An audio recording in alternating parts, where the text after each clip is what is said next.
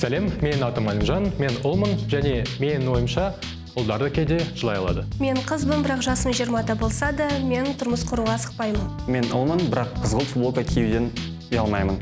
Мен үшін ұлдарский, қыздарский цвет деген жоқ. Мен қызбын, бірақ мен қыз жігіттен бір саты болу керек деген сөзбен келіспеймін. Мен ешкімнен ешқандай саты кем болғым келмейді. Болашақ ана, қарындас қана емес, жақсы дос, керемет азаматша және кәсіпкер бола аламын. Мен ұлмын, бірақ бұл өмірдегі басты мақсатым ұрпақ қалдыру емес.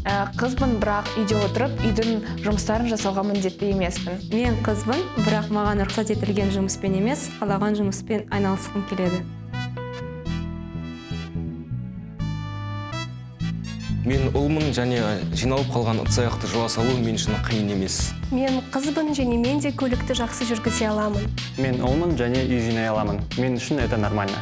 Мен қызбын, және менің жоқ деген сөзім жоқ дегенді білдіреді. Ча-ча-ча, валь сияқты бимен айналысам.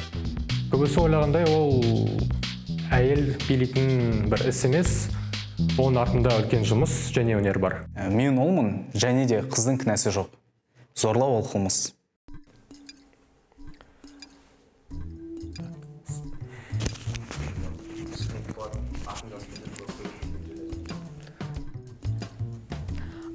Мен қызбын. Что случилось? Сенердікі ғой, Бәріне сәлем. Мен атым Елназ. Және де мен Бұл өмірдегі мақсатым ең күштімін. Супер. Супер. Ты же просто проверяешь? Және